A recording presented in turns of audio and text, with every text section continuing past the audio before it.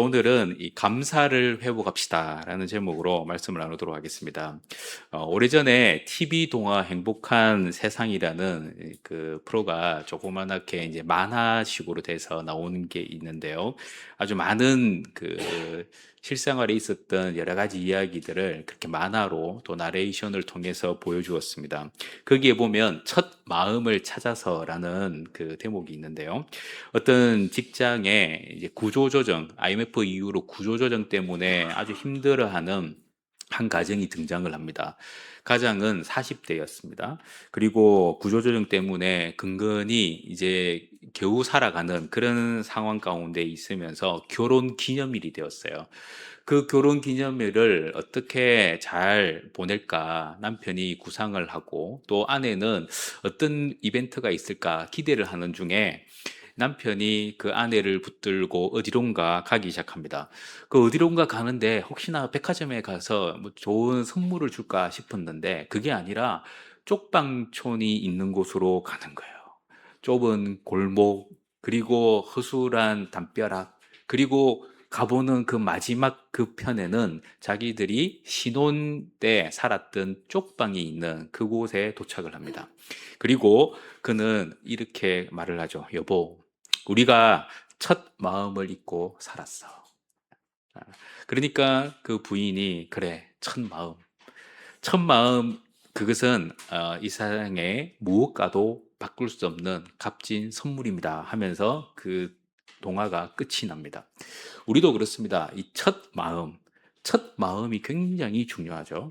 그래서 이런 표현이 있습니다. 요즘 이 시대에 암보다 더 무서운 질병이 있는데 그게 뭐냐면 첫 마음을 잃어버리는 예, 감사 불감증이다. 이렇게 표현을 합니다. 첫 마음이 사라지면 감사가 사라지고 감사가 사라지는 그 병이 암보다 더 무섭다라는 거죠. 그 이 시대를 불행하게 만드는 수많은 이유들이 있지만 우리는 성경적인 의미에서 이 시대가 불안하고 불행한 것이 아니라 내가 감사를 잊었기 때문이다라는 것을 성경이 우리에게 말씀을 하고 있습니다. 그래서 우리는 오늘 맥주 감사 주일 그리고 또 10월, 11월 달에 되면은 추수감사 주일 이렇게 하면서 하나님 앞에 이 감사를 통해서 내 속에 감사를 일으켜 세울 수 있는 은혜가 회복되기를 간절히 소망합니다. 세상은 사실 굉장히 풍요로워졌습니다. 저와 여러분들도 예전에 세종대왕보다 더 잘 삽니다. 여러분 그거 아세요? 여러분들은 세종대왕보다도 더 맛있는 거 먹고요. 더 건강하게 살고요. 그리고 의료나 아니면 여러분들이 가지는 모든 것들이 그것보다 더 뛰어난 기술로 여러분들이 살고 있습니다. 그런데 우리는 과연 어떤 만족을 누리고 사느냐라는 거죠. 그래서 사람들은 행복의 조건이 어떤 만족에 있다라고 생각을 했는데 알고 보면 성경은 우리에게 분명히 말하는데 행복의 조건은 감사에 있습니다. 그래서 감사를 많이 하느냐, 감사를 잊어버리느냐, 이 차이예요. 그렇다면 우리는 오늘 말씀을 통해서 이 감사를 다시 한번 볼 수 있는 눈이 열려야 되는데요. 오늘 말씀이 신명기 말씀입니다. 신명기 말씀을 우리가 그냥 신학자들이 우스갯소리로 표현하는 별명이 있어요. 그게 뭐냐면 복습의 책이랍니다. 복습의 책. 왜냐하면 이 신명기는 그죠? 창세기, 출애굽기, 레위기, 신명기 네 번째 이 신명기는 출애굽한 이스라엘 백성에게 수많은 말씀들이 있었는데요. 그 말씀을 다시금 기억하게 하는 게 목적이었어요. 그래서 신명기라는 그 영어의 표현, 두트로노미 이게 두 번째 율법이란 뜻이고요. 이걸 우리 표현으로 하면은 두 번째 말씀이라고 표현합니다. 그래서 이것을 복습의 책이라고 하죠. 그래서 이런 복습의 책, 출애굽했던 이스라엘 백성들에게 그럼 왜 복습을 시키느냐라는 겁니다. 공부 잘하는 친구들은 복습을 잘한다고 하더라고요. 그런데 이 복습, 우리 신앙이 제대로 열매를 맺기 위해서는 복습이 필요하다는 거예요. 이 복습이 그러면 언제 필요하냐? 하나님의 약속을 누리기 직전에 이 복습이 필요하다는 겁니다. 그래서 이스라엘 백성들이 40년 광야 생활을 마무리하면서 가나안 땅에 딱 들어가기 바로 직전에 오늘 말씀이 선포되는 거죠. 그래서 신명기에는 세 편의 설교가 있는데 그 세 편의 설교 중에 두 번째에 해당하는 부분이 바로 오늘 우리가 읽었던 말씀이었습니다. 그래서 모든 것을 총정리하는 것도 있고, 그리고 앞으로 너희들에게 준 그 약속이 어떻게 성취되는가, 그 성취되는 삶에 내가 어떤 존재로 살 것인가, 아주 중요한 메시지를 담고 있습니다. 그래서 여러분들도 신명기 말씀을 잘 읽고 그것을 잘 이해를 하고 실천하면 그 말씀대로 축복을 받습니다. 왜냐하면 그곳에는 하나님의 축복의 모든 원리가 다 담겨 있어요. 자, 모세는 이러한 모습을 그죠? 이스라엘 백성들에게 가르쳐 주고 있습니다. 그들에게 하나님을 기억하고 하나님께 감사를 잘 하면 너희들의 인생이 다시금 예전으로 돌아가지 않고 축복의 삶으로 나아갈 수 있다라는 것을 가르치는 거죠. 우리는 소득이 자꾸 올라가고, 그죠? 환경이 좋아지고, 뭔가 풍요로워지면은 자동적으로 감사가 나올 것 같고 행복할 것 같은데, 신앙의 측면에서 보면은 그것과는 전혀 상관없는 모든 상황 속에서의 감사, 이게 제일 중요하다는 것을 가르쳐 줍니다. 그래서 그러면 어떻게 하면은 이 감사를 할 수 있느냐라는 거예요. 그것을 알기 위해서 우리는 첫 번째 질문을 던져야 합니다. 뭐냐 하면 왜 사람들은 감사를 잊어버리느냐 하는 거예요. 여러분들, 많은 사람들이 더 잘 살고 있음에도 불구하고 감사가 사라집니다. 처음에 받을 때는 너무너무 좋다가 시간이 지나면 감사의 마음은 온데간데 없다는 거죠. 그러면 왜 이런 일이 생기느냐? 그 가장 근본적인 이유는 인간이 못됐기 때문입니다. 왜? 악한 본성이 우리 가운데 있기 때문이죠. 이스라엘 백성들의 모습에도 출애굽했던 그들은 얼마나 행복했는지 몰라요. 왜냐하면 그들이 종노릇을 했단 말이에요. 400년 동안이나 종노릇을 하면서 아무리 애를 써도 삶이 나아지지 않고 더 안 좋아지는 그 상황 속에서 하나님은 출애굽을 시키셨어요. 그리고 광야에 들어가서 40년 동안 지켜주시는데 그들을 얼마나 잘 지켜주셨는지 하나님은 그들이 일도 하지 않았는데도 그들에게 먹을 것을 주셨습니다. 그들이 수고를 안 했는데도 모든 것이 만족스러웠어요. 40년 동안 그들은 옷도 헤어지지 않았습니다. 신발도 헤어지지 않고 발도 부르트지 않았어요. 모든 것이 하나님의 공급과 하나님의 보호 속에서 그들은 시간을 보냈습니다. 그래서 하나님은 항상 그들이 하나님의 은혜를 잊어버릴까 노심초사하셨던 것이죠. 그래서 오늘 말씀에 보면 신명기 8장 12절에서 14절을 먼저 보도록 하겠습니다. 같이 한번 읽도록 하겠습니다. 시작. 내가 먹어서 배부르고 아름다운 집을 짓고 거주하게 되며 또 내 소와 양이 번성하며 내 언금이 정식되며 내 소유가 풍부하게 될 때에 내 마음이 교만하여 내 하나님 여호와를 잊어버릴까 염려하노라. 여호와는 너를 애굽 땅에 종되었던 집에서 이끌어내시고. 아멘. 이 말씀에 보면은 그죠? 지금까지 너희들이 이렇게 살아왔는데 이제 가나안 땅에 딱 들어가면 너희들이 만족스러운 삶을 살게 될 것이다. 배도 부르고 집도 짓고 거주하는 축복을 누리는 거죠. 지금까지는 어떻게 보면 그들은 천막 생활을 했기 때문에 뭔가 약간 불안함이 있었어요. 그러나 이제는 그런 이유가 없어요. 또 소와 양을 그냥 밖에다가 풀어놓고 살았지만 이제는 우리에 가둘 수 있는 은혜가 있습니다. 그러면서 점점 그들의 삶이 풍요로워서 은도 생기고 금도 생기고 소유도 더 많아지게 될 텐데 그때가 문제가 나타난다는 거예요. 그게 무슨 문제냐? 마음에서부터 시작합니다. 그 문제는 교만한 마음인 거예요.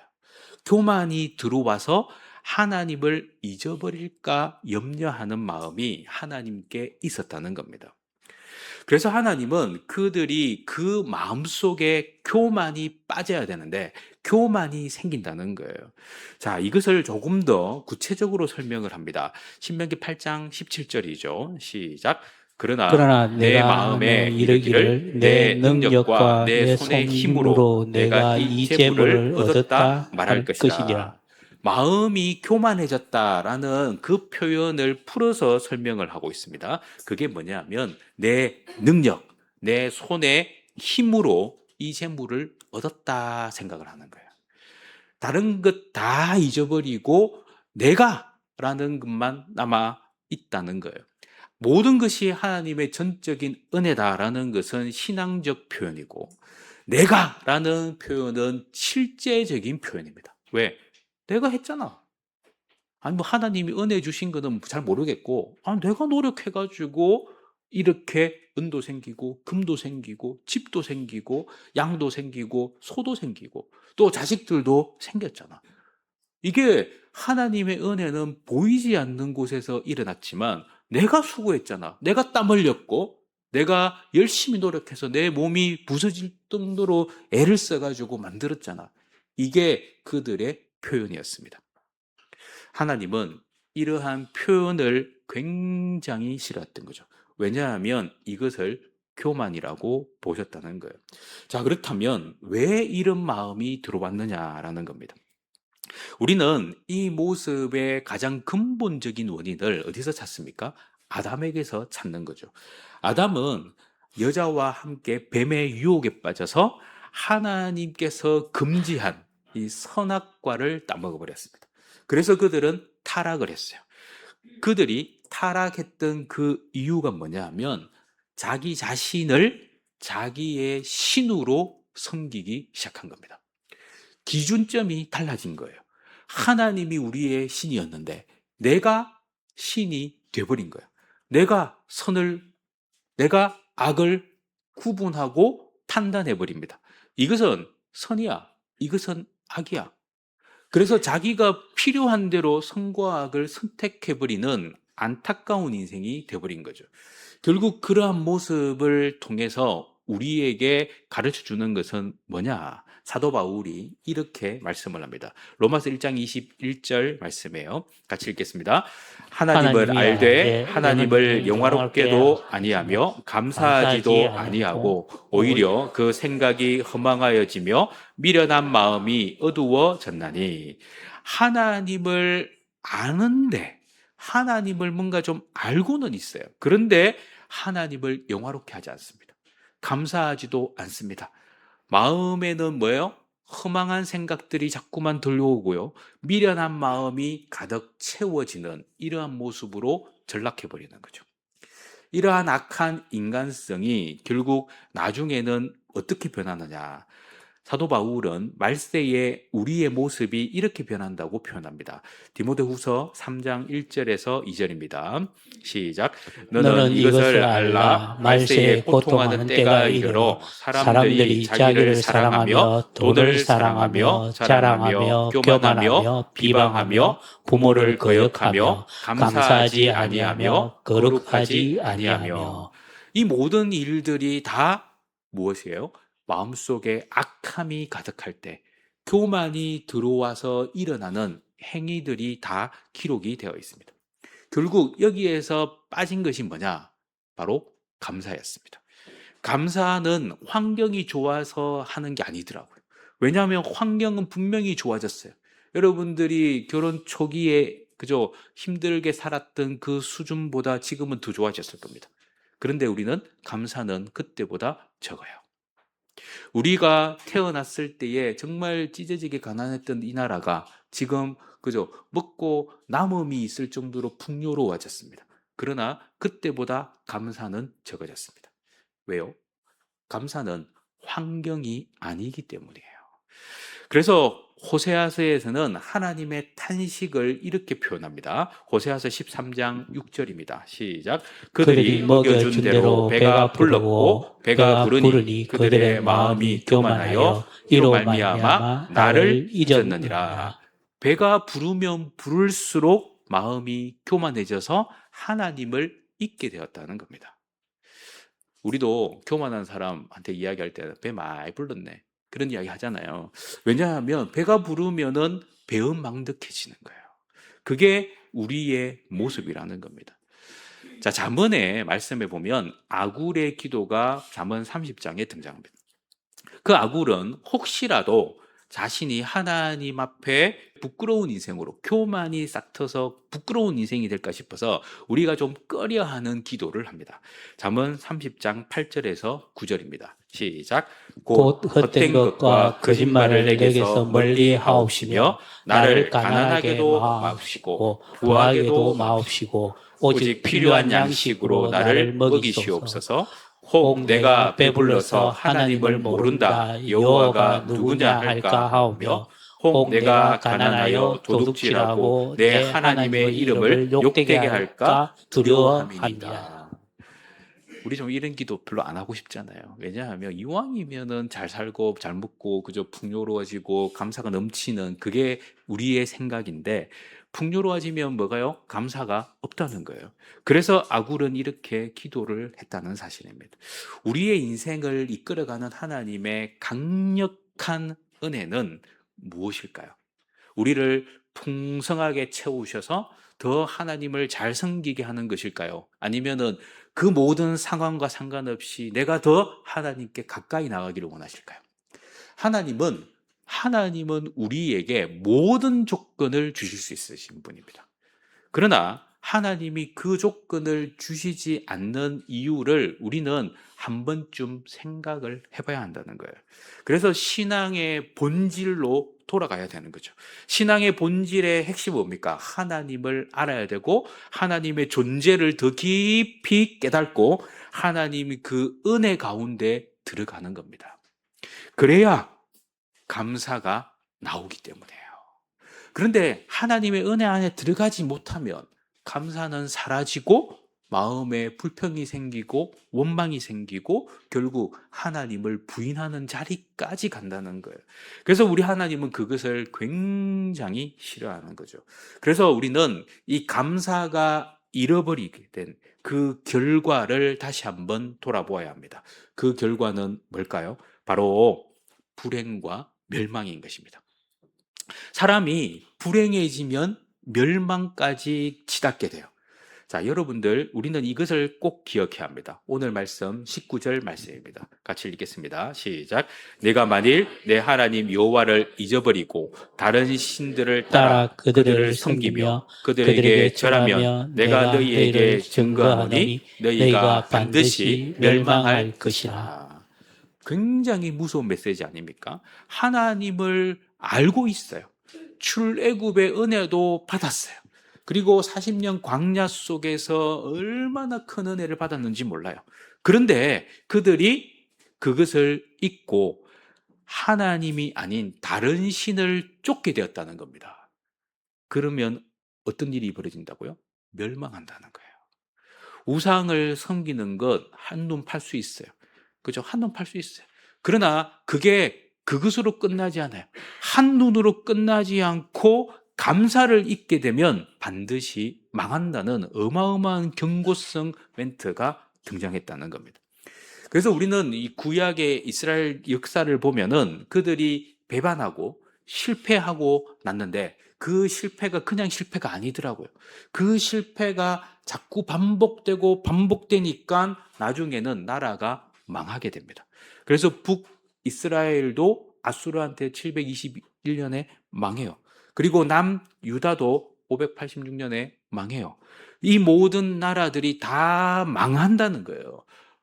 얼마나 불행한 일입니까? 그래서 우리는 하나님의 은혜를 감사하고 잊지 않도록 내 스스로가 자각하는 은혜가 필요한 거예요. 그래서 자꾸만 오늘 이런 말씀들이 한 번쯤 우리 삶 속에 파고 들어와야 한다는 사실입니다. 잠언 16장 18절은 경고의 메시지가 굉장히 셉니다. 같이 한번 읽겠습니다. 교만은 패망의 선봉이요 그만한 마음은 넘어짐의 앞잡이니라. 교만은 결국 뭐예요? 패망이다. 그만한 마음도 교만이잖아요. 그만한 마음은 엎어진다라는 겁니다. 넘어지는 거예요. 결국 우리는 하나님을 잊는 인생이 돼버리면 볼장 다 본다는 겁니다. 그래서 우리는 이러한 인생이 되지 않기 위해서 우리는 어떻게 해야 됩니까? 은혜 속에 들어가야 한다는 거예요. 가난하고 궁핍하고 병들고 불행해지는 그것이 있어서 결국 그때 내가 감사 못했구나 생각하지 말고 지금의 그죠? 이 상황에 감사를 회복할 때 그 상황까지 치닫지 않는다라는 사실이에요. 그래서 우리는 이 악한 본성을 되돌릴 수 있는 은혜가 필요한 것입니다. 여러분들 이런 표현이 있습니다. 천국은 하나님께 감사하는 사람밖에 없고 지옥은 하나님께 감사하지 않고 원망과 불평하는 사람밖에 없다라는 겁니다. 천국에 들어가려면 감사 연습을 해야 한다는 거예요. 왜? 천국엔 모든 일에 감사하기 때문에 그렇습니다. 그래서 우리는 이 감사의 회복을 위해서 우리는 하나님의 은혜를 기억해야 한다는 사실입니다. 모든 상황 속에서 감사를 유지해야 합니다. 모든 상황 속에서 하나님께 집중해야 합니다. 모든 상황 속에서 나의 악한 본성을 회개해야 합니다. 그래야 감사를 기억할 수 있는 은혜가 열리는 거예요. 행복, 축복, 우리가 마음껏 누리고 싶잖아요. 그러면 이것이 선순환이 돼가지고 나오려면 항상 그 중심에는 뭐가 있느냐면 감사라는 게 있어요. 그래서 감사는 기억하는 데서부터 시작을 합니다. 감사는 기억하는 그 인생 속에 은혜로 축복으로 드러나요. 그래서 배은망덕한 사람들은 어떻게 해요? 망각하는 거죠. 감사를 잃어버렸다는 거예요. 그러나 하나님 앞에 감사하는 사람은 뭐예요? 기억하는 사람이에요. 그래서 오늘 말씀에 분명히 우리에게 가르쳐주고 있습니다. 18절 말씀입니다. 같이 읽겠습니다. 내 하나님 여호와를 기억하라. 그가 내게 재물 얻을 능력을 주셨습니다. 이같이 하심은 내 조상들에게 맹세하신 언약을 오늘과 같이 이루려 하심이니라. 아멘. 하나님 여호와를 기억해라 라고 표현하죠. 그죠? 기억해라. 기억하는데 그 기억의 내용들이 뭐였어요? 하나님이 나에게 능력 주셔서 내가 이 일이 일어났다라는 겁니다. 내가 힘이 있어서 된 게 아니고 하나님이 내게 능력을 주셨다는 거예요. 그런데 그 능력 주셨음을 기억하는 자들에게 어떤 일이 벌어지냐? 하나님은 조상들에게 맹세하신 언약을 너희들에게 주신다는 겁니다. 우리가 아브라함의 축복을 받고 싶습니까? 아브라함의 축복을 달달 외운다고 되는 게 아니에요. 어떻게 해야 돼요? 하나님이 아브라함에게 그 능력을 주셨다라는 믿음을 나도 가져야 합니다. 하나님이 나의 선조들에게 그 능력을 주셨다는 것을 믿어야 되는 거예요. 그리고 그것을 기억해야 해요. 그러면 그 약속이 내 약속이 된다는 거죠. 그래서 출애굽 그 이후에 광야의 40년에 그들이 기억을 했느냐, 기억을 하지 못했느냐로 구분된다는 겁니다. 모든 것은 하나님의 은혜라는 그 메시지를 우리는 심심치 않게 입으로 표현합니다. 그러나 이 표현으로 되는 게 아니고 마음에서부터 우러나오는 메시지, 그리고 내 머릿속에서 가득 채워주는 기억, 이것이 하나가 될 때 그 축복이 열매를 맺는다는 거죠. 우리가 지금까지 살아오면서 여러분들이 하나님의 은혜로 받은 것들이 얼마나 많은지 몰라요. 먹고 마시는 것뿐만 아니라, 그죠? 환경이 우리에게 주는 축복이 얼마나 많습니까? 그런데 이 모든 것들을, 그죠? 계산을 한다면 여러분들과 제가 받았던 하나님께서 주신 그 축복은 어마어마할 거예요. 여러분들이 서울 가는데, 그죠? KTX를 타고 가는데 여러분들이 KTX 타는데 뭐 얼마나 보탰는지는 모르겠지만 우리를 위해서, 그죠? 철도를 놨습니다. 전기를 공급해서 200km가 넘는 속도로 서울을 향해 가는 기차를, 그죠? 우리에게 주셨어요. 이 모든 것들은 내가 만든 게 아니라 하나님의 은혜로 이 나라를 풍성하게 풍요롭게 만들어 주셔서 이루어진 거예요. 그렇다면 이 모든 일들이 나를 그렇게 풍성하게 만들기 위한 축복이라고 생각해 본다면 이조차도 얼마나 큰 은혜인지 모르는 겁니다. 그래서 우리는 하나님이 우리에게 주신 그 은혜를 기억하면서 잊지 않도록 애를 쓰는 저와 여러분이 되시기를 축복합니다. 자, 그런데 문제는 뭐냐면 우리에게는 여전히 불평거리가 남아 있다는 겁니다.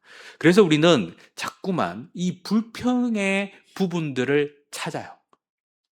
요것 때문에 저것 때문에 자꾸만 만들어 가는 거죠. 그런데요, 감사를 잘하고 축복받는 사람들은 어떤 사람인 줄 아세요? 그 불평의 거리를 생각지도 않습니다. 왜냐하면 감사가 더 많이 보이기 때문에 그렇습니다. 근데 우리 측면에서 보면 감사할 게 없는데 그분들은 희한하게도 감사를 해요. 저희 아버지가 65세에 중풍이 왔어요. 그래가지고 제가 그때 저 혼자 집에 있었고, 우리 집에 모든 사람들이 아버지를 막 그 창에 있는 모든 병원에 갔는데 뭐 아무것도 안 돼가지고 이제 그 대구에 택시 태워가지고 경북대 병원까지 싹 가가지고 치료를 받는데 시간이 많이 늦었어요. 그래가지고 6개월 동안 그 중풍으로 인해가지고 병원에 입원을 해가지고 이제 집에 오셨어요. 집에 와가지고 처음에 이제 교회를 가는데 아버지가 옛날에는 가방 메고 그냥 신나게 교회 갔는데 그때는 지팡이를 짚고 교회를 갔단 말이에요.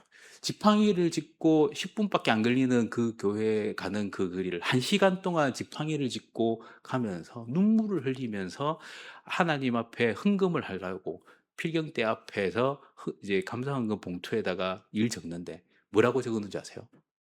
범사에 감사합니다. 근데 옛날에는 쓸 게 없어서 범사에 감사합니다 이렇게 적어가지고 헌금했는데 그날은 범사에 감사합니다가 이게 고백이 된 거예요. 진짜 고백이 된 거예요. 야, 내가 이렇게 신나게 걸어 다닐 수 없는데 신나게 걸어 다닐 수 있는 것 자체가 얼마나 큰 축복이고, 그죠? 내가 가지고 있는 이 모든 상황이 예전에 그게 별것 아닌 거라고 생각했는데 알고 봤더니 그게 최고의 하나님의 은혜고 선물이었다는 겁니다.